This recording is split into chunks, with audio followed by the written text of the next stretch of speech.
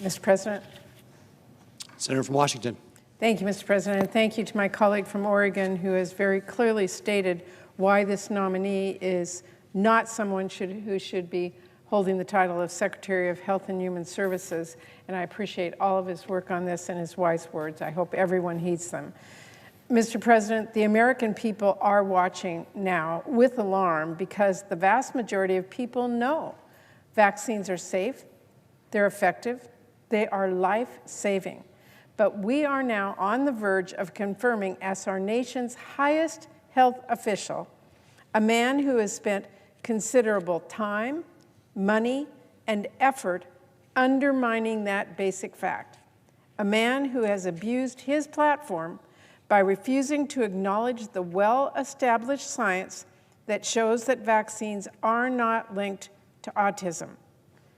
Fear about that point, fueled by RFK Jr. and others peddling misinformation, is a leading reason that parents do not get their kids vaccinated against preventable, dangerous diseases.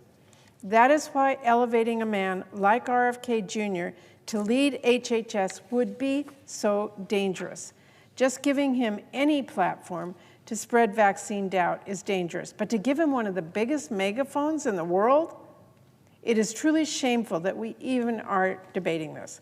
My colleagues should know better. They actually do know better. They are looking the other way.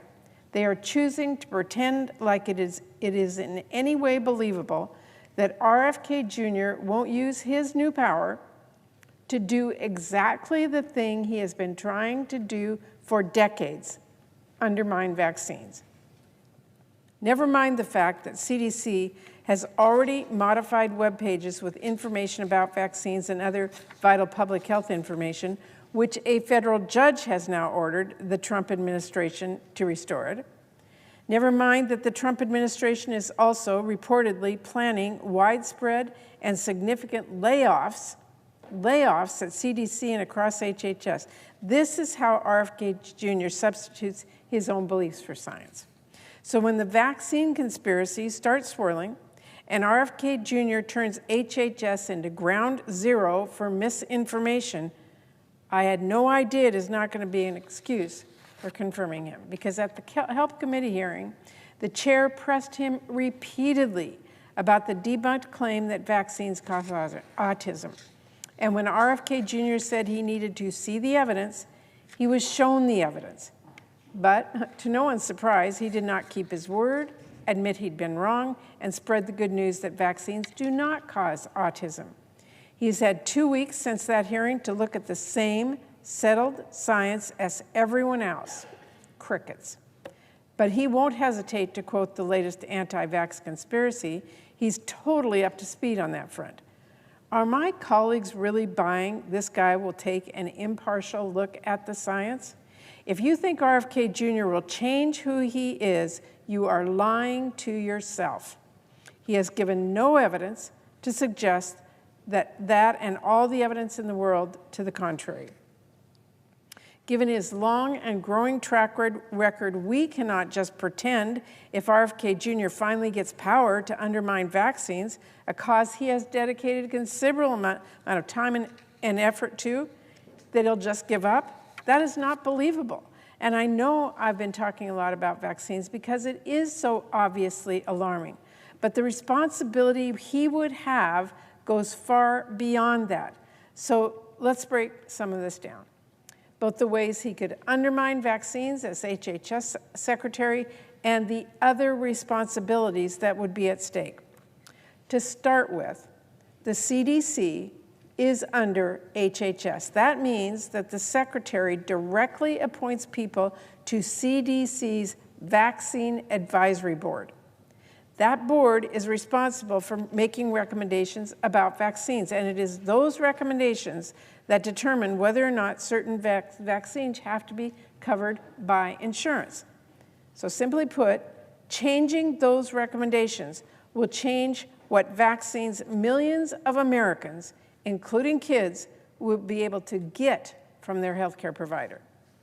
If he is confirmed, there would be nothing stopping RFK Jr. from firing the entire board and replacing them all with vaccine skeptics.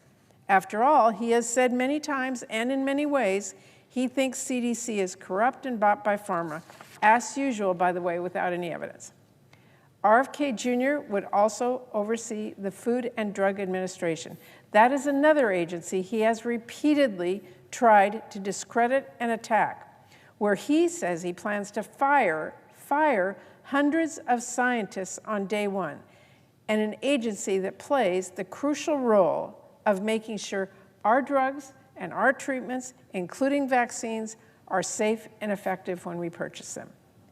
Not only would Mr. Kennedy have a key perch from which he would undermine vaccines on a scale like never seen before, he could also use that platform to peddle quack treatments, no basis in science. RFK Jr. would also have jurisdiction over NIH.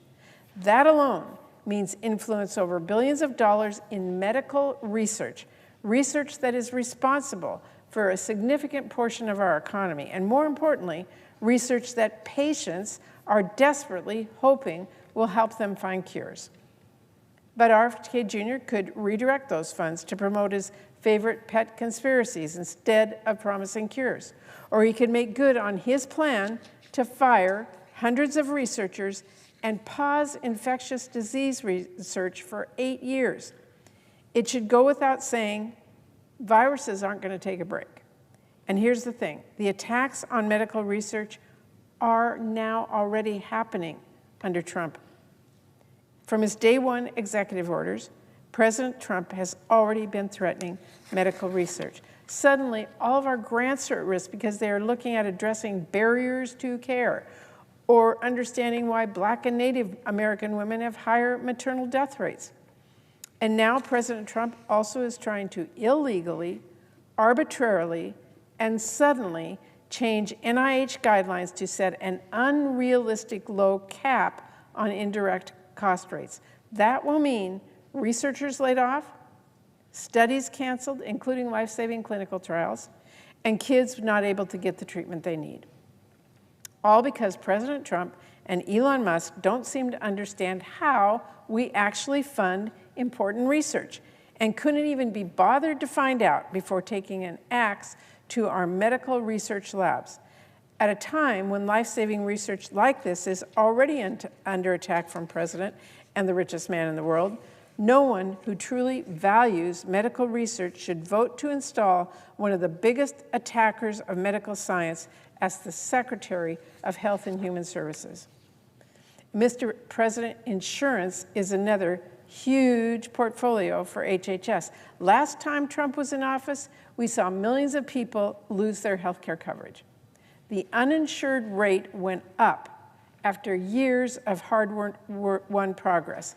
And we all know he still wants to rip up the Affordable Care Act, which will drive up costs and kick people off their coverage. There's no reason to think Mr. Kennedy will stand up to that effort. Indeed, there is no reason to think he has the experience and understanding of the system to actually do so. During his committee hearings, RFK Jr. confused Medicare and Medicaid. This is basic stuff. He failed to describe the components of Medicare. And yes, Mr. President, I do absolutely have to talk about abortion care. This is of grave importance right now. In his hearings, not only did RFK Jr. confess to having no real understanding of EMTALA, that is a law which requires patients have access to life-saving emergency care, including, in some cases, abortion care. He also showed that he will be totally open to Republicans' fact-free efforts to rip away access to medication abortion. Like so many other issues that RFK Jr. is simply wrong about, the science on that has been settled for many years now. Mr. Kennedy made clear, though, he's very open to revisiting access to the abortion pill based on a Republican argument against the science that basically boils down to nah. Putting up barriers to accessing the abortion pill or ripping it off the market completely, as Republicans have made very clear they want to do, would be absolutely devastating. And let's not forget about pandemic threats. The lies that RFK Jr. spread during the last pandemic already make clear he is not the man to do this job. But if that weren't enough, when there was a pandemic threat response planning session for this new administration, he skipped it. He didn't go. It would be almost comical if this wasn't so serious. Mr. President, everywhere you look, everything about this nominee is so concerning. We cannot take this man at his word, something he has changed and gone back and forth on time and time again, but we can take him on his record, which is that he has consistently undermined vaccine confidence. And by the way, note, he profited from that. And we can take the threat of what he might do seriously, especially given the alarming things that are already happening. If RFK Jr. gives you his word of honor that he won't freeze research, guess what? We're already seeing the Trump administration totally upend medical research. Thanks to the Trump funding freeze, NIH hasn't issued any grants award in weeks. If RFK Jr. swears that he's not going to take down information about vaccines, he's not going to silence experts, well, don't look now. But the Trump administration has already taken down or changed CDC pages about vaccines. They have already silenced public health experts.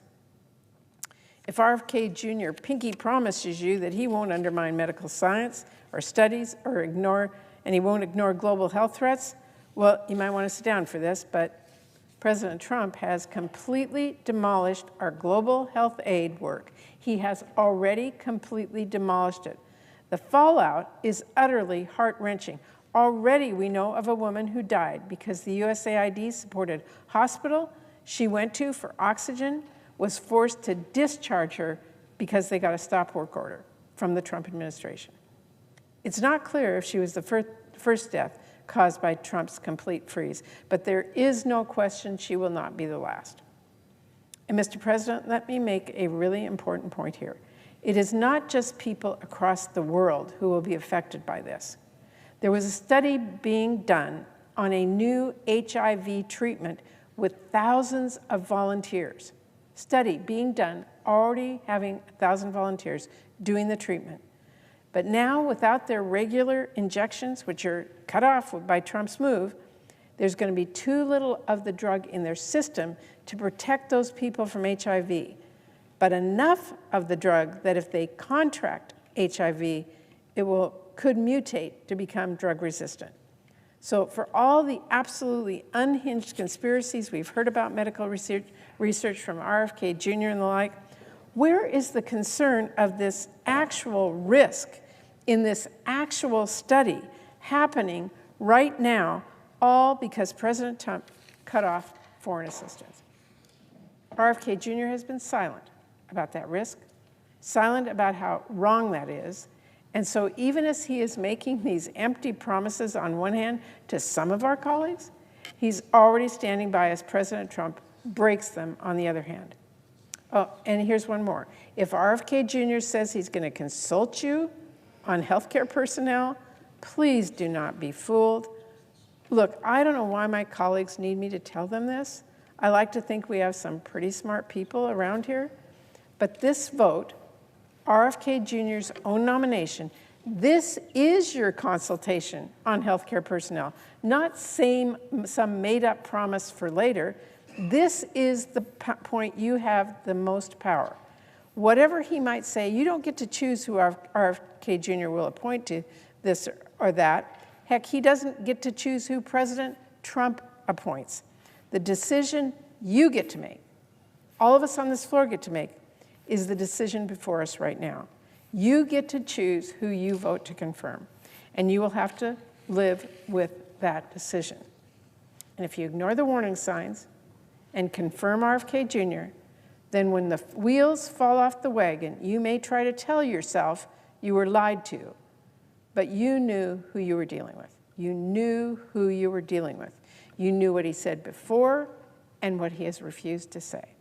You had all the knowledge you needed to do the right thing. I cannot tell my colleagues enough, this is not a game. This is not a political role without consequence. The health secretary has real power over whether Americans can get basic information and care that impacts whether they live or die. As I have tried to drive home throughout this process, vaccines save lives. That is not a question. It is not a slogan. It is a fact. If when parents look to you, worried about their newborn, wanting to do what is best for their baby, and trusting your advice as a public health leader, if you cannot tell them the same truth that centuries of science and experience tells us, which is that vaccines are safe and effective and life-saving, then you have absolutely no business leading the Department of Health and Human Services, none. And so just as I did at the hearing, I want to warn all of my colleagues, by merely voting to confirm Mr. Kennedy, we would be telling our constituents he's worth listening to on vaccines. That alone will get people killed before he even lifts a finger, because he does not even need the levers of power to get people killed. All he needs is that megaphone. To affirm his views by voting to confirm him as our highest health official, let's not mince words about what that will mean. When babies die from whooping cough because parents weren't sure if the vaccine was safe, will you be able to look them in the eye? When the flu sweeps our nursing homes, when measles sweep through our communities, will it be worth it? Mr. President, I will end on this. I'm sure there are plenty of members who know perfectly well just how dangerous it would be to confirm RFK Jr. They don't need to hear it from me. In fact, some of them even know the danger better than I do. But here's what I do know. Conscience is a muscle. Courage is a muscle. The less you use them, the more they fade away. So if my colleagues are feeling the pressure from President Trump, or if they're feeling the weight of the richest man in the world on their backs on this vote, I would warn them. This will certainly not be the last test we face here in the Senate. Giving into this pressure now won't make it go away. It won't soften the pressure you face later, and it will not strengthen your resolve when the stakes are higher. It will just show pressure works. If you do not draw a line somewhere, you will cross every line you could ever imagine. You will be pushed further and further into accepting things you thought you never would, things you thought you never could. I think most of my colleagues know what really is at stake here. I think most of my colleagues know what sort of man RFK Jr. is and what sort of damage he could do if he's confirmed. There are political realities, we all get that, but there is also right and wrong. There's fact and fiction. There's people staying healthy and people dying pointlessly, kids dying pointlessly from diseases that we can prevent because they thought Congress took its job vetting our healthcare secretary seriously. So, Mr. President, I urge my colleagues to show some courage. I urge them to show some conscience. I urge them to vote no on RFK Jr.'s nomination.